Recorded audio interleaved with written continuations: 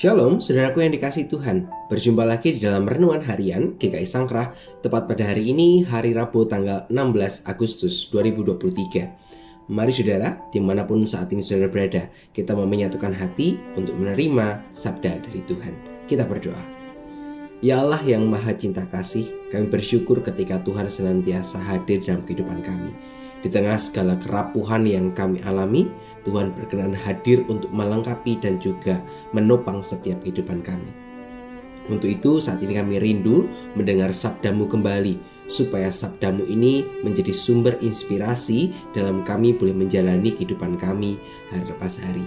Berfirmanlah ya Tuhan, karena setiap kami sudah siap untuk mendengarkannya. Di dalam namamu kami boleh berdoa dan mengucap syukur. Haleluya, amin. Saudaraku yang terkasih dalam Tuhan, ada sebuah lirik lagu yang mungkin lagu ini sudah sering kita dengar, bahkan mungkin sudah sering kita nyanyikan. Sebuah lagu yang berjudul Terima Kasihku. Ya, lagu ini biasanya kita dengar ketika kita melakukan perpisahan di sekolah tempat kita belajar. Tetapi ada hal yang menarik di dalam sebuah liriknya. Dikatakan di sana, kan ku ingat selalu nasihat guruku. Bagian ini memperlihatkan bahwa kita sadar bahwa nasihat yang diberikan oleh guru, nasihat yang diberikan oleh mereka itu memiliki muatan nilai yang sangat penting bagi kita. Sebab nasihat-nasihat itu berguna untuk perkembangan kita juga. Maka di dalam lagu itu ditorehkan di sana bahwa kan ku ingat selalu nasihat guruku. Artinya nasihat itu tidak akan pernah kita lupakan, tapi nasihat itu akan terus kita ingat-ingat dan terus akan kita hidupi. Namun berbeda dengan apa yang terjadi di dalam kitab Injil. Di dalam bagian Injil diterangkan bahwa para murid justru melupakan kehadiran Tuhan. Mari bersama-sama kita simak Injil Matius pasalnya yang ke-8 ayat yang ke-25 sampai dengan ke-27. Demikian firman Tuhan. Maka datanglah murid-muridnya membangunkan dia, katanya, Tuhan, tolonglah kita binasa. Ia berkata kepada mereka, mengapa kamu takut? Kamu yang kurang percaya. Lalu bangunlah Yesus menghardik angin dan danau itu.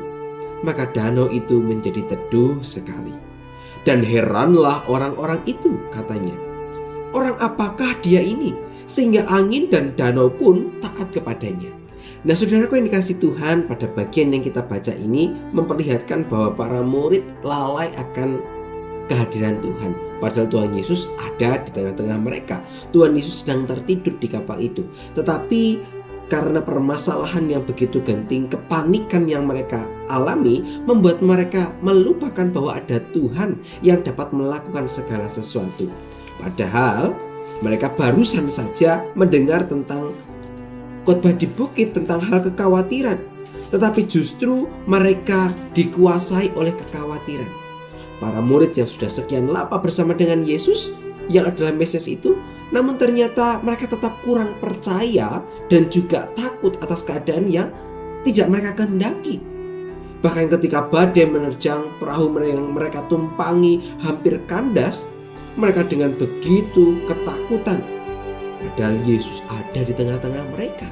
Yesus yang menyembuhkan, Yesus yang mengadakan mukjizat, Yesus yang diikuti oleh banyak orang ada bersama mereka. Tapi justru mereka tidak bisa mengendalikan dirinya. Sikap yang ditunjukkan oleh para murid tentu boleh bisa dikatakan juga sebuah sikap yang mengecewakan, yang seharusnya tidak muncul dari para murid, sebab mereka telah bersama dengan Tuhan, mereka terus diberikan nasihat Tuhan, mereka selalu ada dekat Tuhan. Tetapi mengapa di dalam kondisi seperti ini mereka justru lalai akan keberadaan Tuhan? Untuk itulah kemudian mengapa Yesus mengatakan di ayat yang ke-26, mengapa kamu takut? Kamu yang kurang percaya. Dan Yesus justru langsung memberikan pernyataan kembali dengan ia menghardik, ia menenangkan badai dan danau itu. Bukankah bagian ini menjelaskan tentang bagaimana sikap manusia yang seringkali terkungkung di dalam permasalahan-permasalahannya? Bagaimana kita bisa bercermin dari kisah ini, bahwa mungkin seringkali ketika kita menghadapi pergumulan, ketika kita menghadapi permasalahan, kita panik dengan permasalahan tersebut, atau kita hanya melihat dalam satu sisi bahwa oh itu masalah dan membuat kita terjebak di bagian itu.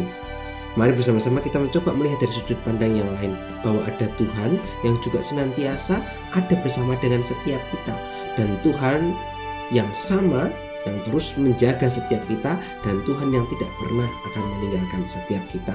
Biarlah bagian ini boleh terus mengingatkan kepada setiap kita.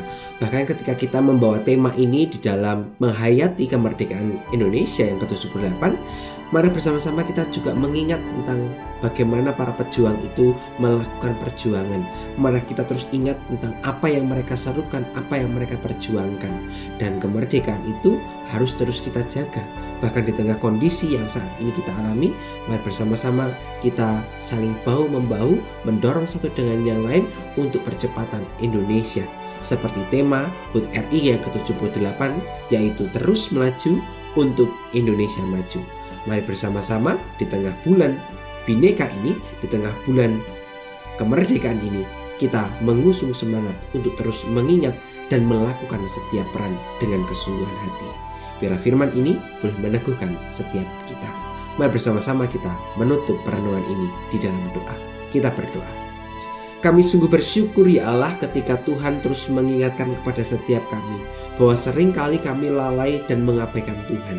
Biarlah firman ini boleh mengetuk hati kami yang keras ini menjadi hati yang terus mau taat kepada Tuhan. Terima kasih Tuhan, kami menyerahkan seluruh kehidupan kami hanya ke dalam tangan cinta pengasihan. Di dalam nama-Mu kami boleh berdoa dan mengucap syukur. Haleluya. Amin. Saudara yang terkasih, demikianlah perenungan hari ini. Selamat melanjutkan aktivitas dimanapun saat ini saudara berada. Tuhan memberkati saudara. Sampai jumpa.